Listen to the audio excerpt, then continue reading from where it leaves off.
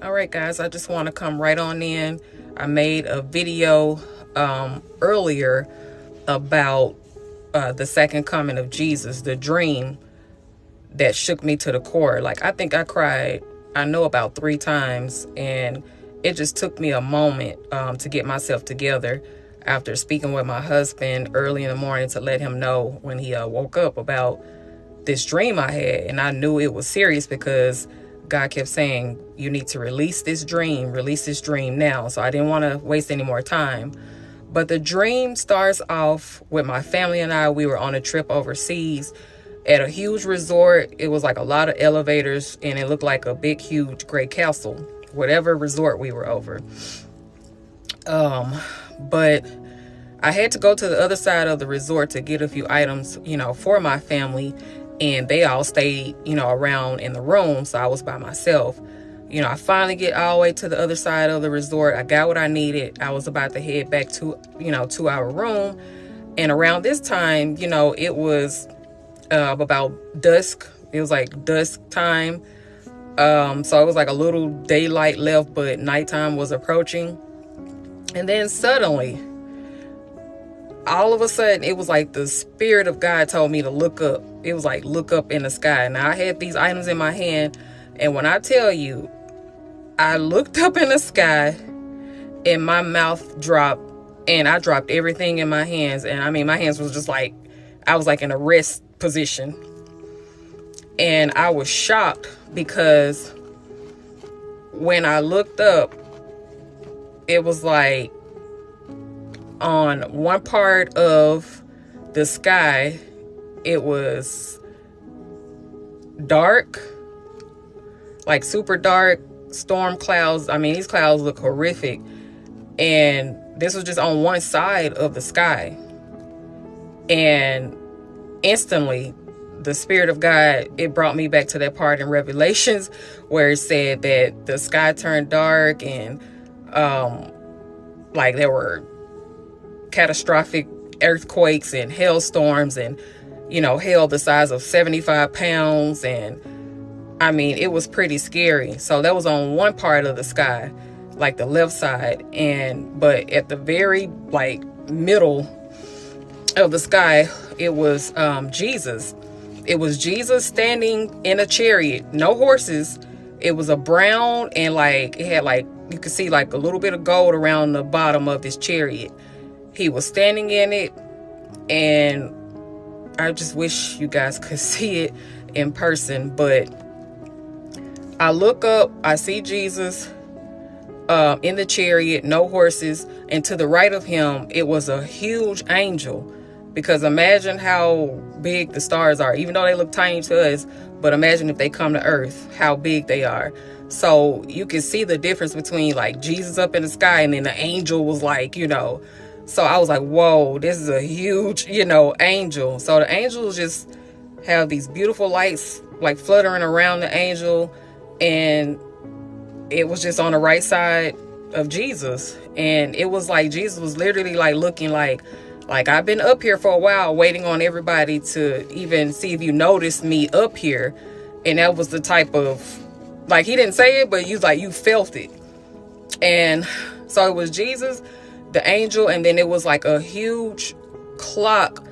It was like a circle. It almost looked like a fire, like a circle of fire, but it was a clock. And on the clock, the dials, it was only 2, 4, 6, and 8. It was like 2, 2, 2, 2, but they were made of fire in a circle. And it was clearly like a clock, but it had just only 8 dials in there. And I'm just trying to take it all in, and I was still froze this whole time while I'm just, looking at everything. And then all of a sudden, I just yelled to this random lady next to me. I said, look up in the sky. I said, it's Jesus. And the lady, she looked up, and when I say she just started screaming, like this blood-curdling scream of terror. And so we both just started yelling to people around us, look up, look up. And when I say all hell broke loose, with the people, they got frantic. And it just, I don't know. I'm trying not to get too emotional, but I mean, this thing just like blew me away. And I was asking Jesus kind of like, what did all this mean? And he was explaining, some symbolism there and stuff of what certain items meant. But I knew I was like shaking like uncontrollably, and I was like in awe, and it was just like the fear of Jesus, like seeing him. And he had this like burnt orange like robe on, and it was some white, and then it was like a turquoise and yellowish gold like tassels wrapped around his waist part. He had brownish red sandy shoulder length hair, and he was almost like a light brown complexion, and his face looked as if he had gold bronzer on it, and it was so shiny and oily. It's like you could see the gold tint on his entire face. I mean, this was just a vivid, I keep getting chills, and I keep trying not to get like emotional, because when I say I was like crying on and off this morning, I was like crying.